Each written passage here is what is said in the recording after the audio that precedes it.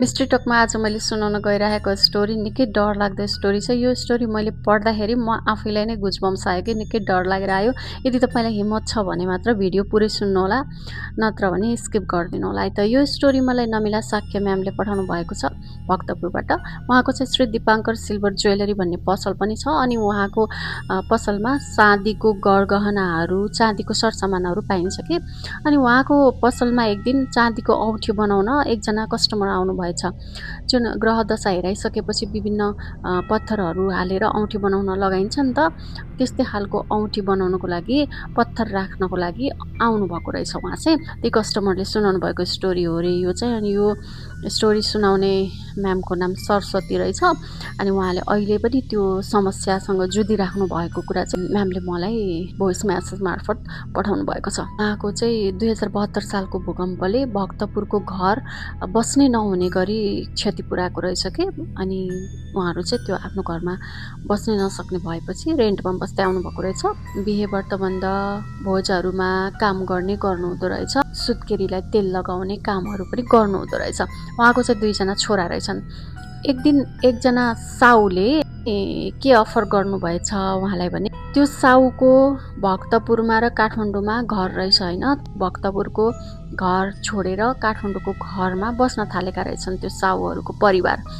अनि त्यो साउले चाहिँ भक्तपुरको घरमा बस्नु, तपाईँहरू रेन्ट तिर्नु पर्दैन, घरलाई हेरचाह गर्नु, सरसफाइ गर्नु, अनि त्यो घरमा बस्नु भनेर भनेपछि त्यो म्यामको त खुसीको सीमा नै रहेन होइन। अनि छोराहरूलाई लिएर आफू रेन्टमा बस्दै आइरहेको ठाउँ छोडेर त्यो घरमा बस्न थाल्नुभएछ। त्यो घरमा बस्न थालेको केही दिनमा नै उहाँहरूले अनौठो कुराहरू महसुस गर्न थाल्नुभएछ के। किचनमा भाँडाहरू बज्ने, धारा खोलेको जस्तो आवाज आउने, पानी खोलेको जस्तो, पानी खसेको जस्तो आवाज आउने, भर्याङमा कोही हिँडेको जस्तो आवाज आउने, त्यस्तो महसुस गर्न थाल्नुभएछ कि। अनि छोराहरूले मम्मी के हो यस्तो आवाजहरू आउँछ त यो घरमा भनेर भन्दाखेरि यस्तै हुन्छ पुरानो घरमा, कुनै कुनै घरमा यस्तै आवाजहरू आउँछ, डराउनु पर्दैन भनेर टार्नु भएछ कि छोराहरूलाई। अनि उहाँले पनि आफैले पनि थाहा पाउनु भएछ कि यस्तो आवाजहरू आएको होइन। त्यसपछि उहाँको कान्छो छोराले एउटा घटना भोग्नु भएछ। उहाँको कान्छो छोराको सपनामा युवती आउन थालिछ। त्यो युवती पहिला चाहिँ सपनामा आउने रहेछ होइन। पछि चाहिँ उहाँको सपना हो कि विपना हो भन्ने थाहै नपाइकन विपनामै देखेको जस्तो फिल गर्नुभएछ कि उहाँले। अनि त्यो युवतीले उहाँलाई प्रेम प्रस्ताव राखिछ। दिनहुँ जस्तो आउने होइन, पहिला त सपनामा आउने रहेछ, पछि चाहिँ विपनामै आएर उहाँकै आँखा अगाडि छर्लङ्गै देखिने, दिउँसोमा पनि आउने अनि प्रेम प्रस्ताव राख्ने, यस्तो हुन थालेछ। यो भएपछि चाहिँ उहाँले मम्मीलाई यो कुरा सुनाउनु भएछ। अनि मम्मीले चाहिँ यस्तो हुँदासम्म पनि किन नभनेको त अहिलेसम्म भनेर भन्नुभएछ। अनि मैले त सपना होला भन्ठानेर नभनेको, अहिले त विपनामा नै आउन थाल्यो भनेर उहाँले भन्नु। जेठो छोरालाई चाहिँ केही पनि हुँदो रहेछ, कान्छो छोरालाई मात्र त्यस्तो हुँदो रहेछ। अनि लगातार त्यो युवती आउन थालेपछि एकजना गुरुकोमा हेराउन जानुभएछ होइन। अनि त्यो गुरुकोमा हेराउन जानुभन्दा अगाडिको कुरा चाहिँ मम्मीले अबदेखि नआइजा त्यो आउँदाखेरि अगाडि नआइजा भनेर उसलाई गाली गर भनेर भन्नुभएछ। अनि नआइजा भन्दाखेरि चाहिँ त्यो केटी झन् नाची आउन थाल्ने रे के। जति उहाँले नआइजा भन्यो झन् त्यति छिटो आउन थाल्ने रे कि होइन। अनि किन नआउने, यो मेरै घर हो, म किन नआउने भनेर अटेर गर्न थालेछ कि। अनि त्यसपछि अब चाहिँ केही उपाय गर्नुपर्छ भन्ने सोचेर उहाँहरू एउटा गुरुकोमा हेराउन जानुभएछ। अनि गुरुले चाहिँ कहिलेकाहीँ आत्माहरू खाना नपाएर पनि आउँछन्, उसलाई चाहिँ रातको 12 बजे ठुलो पातमा भोज बनाएर राखिदियो भनेर गुरुले भन्नुभएछ। गुरुले भने बमोजिम एक दिन चाहिँ राति 12 बजे उसको लागि भोज बनाएर तयार पारेर त्यो घरमा राखिदिनु भएछ। त्यस पछाडि पनि त्यो युवती आउन छोडेनछ, रेगुलर आउन थालेछ अनि सधैँ जस्तो आउन थालेछ। अनि उहाँहरू चाहिँ आजित भएर त्यो घर छोड्नकै लागि बाध्य हुनुभएछ। घर छोडेपछि समस्याको समाधान होला भन्ने सोच्नु भएछ, तर के को हुन्थ्यो, घर छोडेपछि पनि त्यो केटीले पिछा छोडेछ। जुन घरमा सर्नु भएको थियो त्यो घरमा पनि आउन थालेछ त्यो केटी। त्यसपछि उहाँहरू चाहिँ कहाँ हेराएर हुन्छ, सबै ठाउँमा देखाउन थाल्नुभएछ।